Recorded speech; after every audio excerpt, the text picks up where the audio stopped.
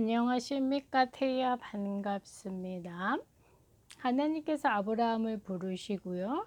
아브라함에게 주신 약속은 하나님이 지시할 땅으로 가는 것, 그곳에서 아브라함의 후대들을 하늘의 별과 같이 많게 하시고 아브라함의 이름을 창대하게 하시고 아브라함이 모든 민족의 대표가 될 수 있는 그 축복을 주신다라고 말씀을 하셨지요.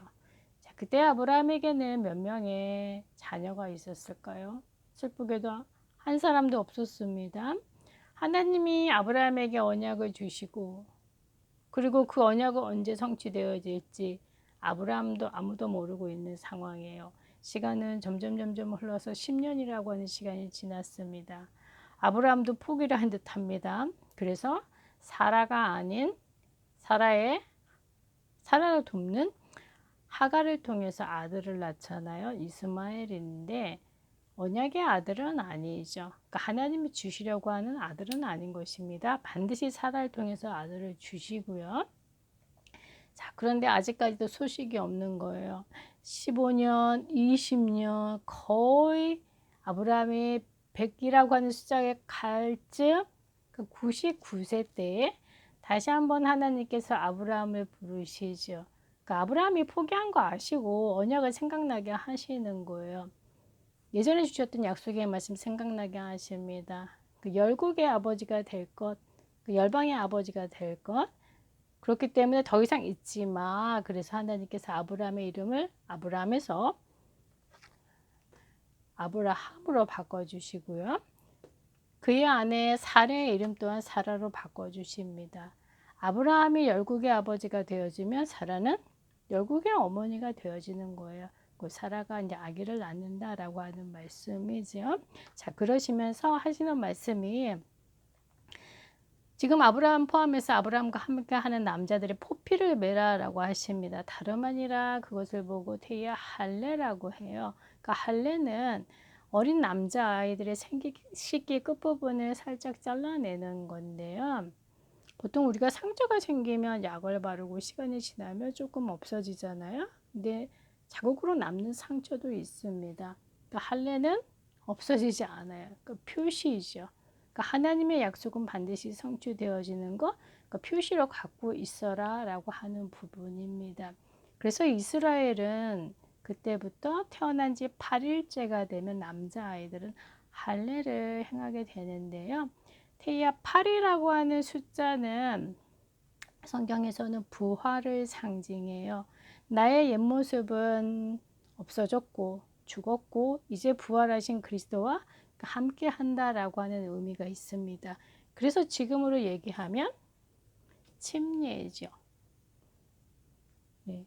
많은 사람들 앞에서 그리고 하나님 앞에서 하나님의 자녀로 그리스도인으로 새롭게 시작하겠습니다 라고 했을 때 우리가 침례를 받게 되어지잖아요. 그러니까 구원받은 자가 받는 것이 침례입니다. 사람들이 헷갈려가지고 침례를 받아야지 구원받는가? 그렇지 않죠. 구원은 오직 그리스도를 통해서만 받을 수 있고요.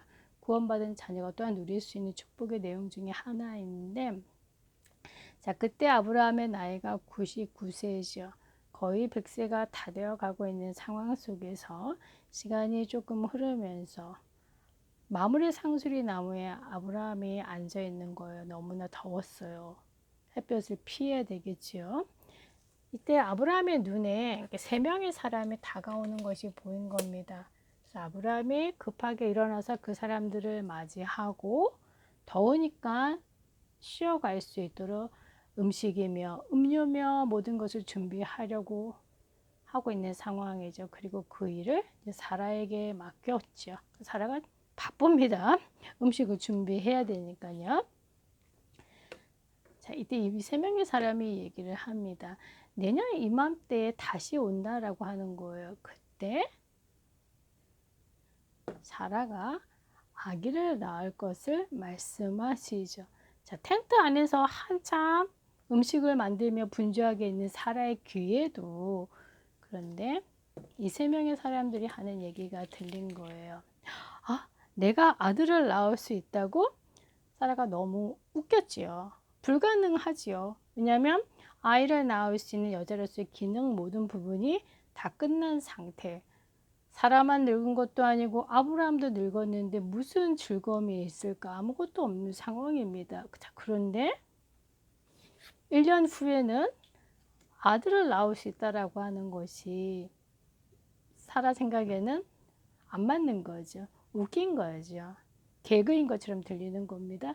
자, 그랬더니 이 세 명의 사람들이 얘기하기를, 아니 지금 사라가 웃고 있지 않느냐, 왜 자기 자신이 늙었다고 얘기를 하느냐, 여호와 하나님께는 능치 못할 일이 없다라고 하시면서 말씀하시고, 자, 사라도 깜짝 놀랐죠. 자신이 속으로 웃었던 그 내용을 세 명의 사람들이 알고 얘기를 하잖아요. 저 사라가 제가 웃은 건 아닙니다 라고 했더니, 네가 웃었다 라고 얘기를 하게 되어집니다. 대야, 오늘 스토리 여기까지이고요. 오늘 두 가지 우리가 정리할 건데요. 사라가 웃은 거는 불신앙은 아니죠. 네, 여자로서의 기능 다 끝났습니다. 그리고 아브라함이 99세면 사라는 거의 이제 90이 다 돼가고 있는 상황이에요. 할머니예요. 불가능합니다. 자, 그런데 이 세 명의 사람들이 뭐라고 했을까요? 여호와 하나님께는 불가능이 없다라고 했지요. 조금 어려운 표현이긴 한데요. 띠야 그것을 보고 엘사다이라고 그래요. 그러니까 능치 못할 일이 없지요. 아브라함을 통해서 하나님의 후대를 주시겠다라고 하는 것은 하나님의 절대적인 계획이 있는 겁니다. 자, 근데 그것을 이룰 수 있는 사람들 아무것도 준비가 되어져 있지 않아요. 그 불가능합니다. 사람의 눈으로 봤을 때는. 자, 그런데 하나님의 계획이죠. 반드시 하나님은 그 일을 이루십니다. 왜냐하면 하나님은 전능자 하나님이시기 때문이죠. 첫 번째 우리가 꼭 마음에 담을 부분이고요. 자, 두 번째로 기억하실 내용은 아브라함이 후대를 얻는 것이 왜 그렇게 중요할까요? 물론 아브라함의 후대를 통해서 나중에 예수 그리스도가 이 땅에 오시는데, 신약 성경에 갈라디아서가 있어요. 갈라디아서 3장 7절에 이런 말씀이 있습니다. 그러니까 믿음으로 말미암는 자, 곧 예수 그리스도를 따라가는 자, 그러니까 아브라함의 후손이라 말씀하셨습니다. 태이가 누구입니까? 태이 유대인 아니잖아요. 자, 그런데 아브라함의 후손이에요. 왜 그럴까요? 예수 그리스도를 따라가잖아요. 예수 그리스도 주인으로 모시고 계십니다. 아브라함의 후대죠. 그러면 성경에서 말씀하신 하나님의 약속의 말씀, 아브라함의 후대에게 주시겠다 약속, 그대로 받을 수 있는 자격이 있습니다. 하나님이 우리에게 주신 최고의 언약이고요. 그래서 태희야 가장 중요한 것은 하나님의 약속의 말씀을 나에게 언약으로 붙잡는 것이 제일 중요합니다. 그 언약이 하나님이 주신 정확한 언약이어야 되겠죠. 그래서 이번 한 주간에도 태희가 이번 한 주간에 또한 언약이 있잖아요. 이 말씀 나 믿음으로 받고 싶습니다. 네.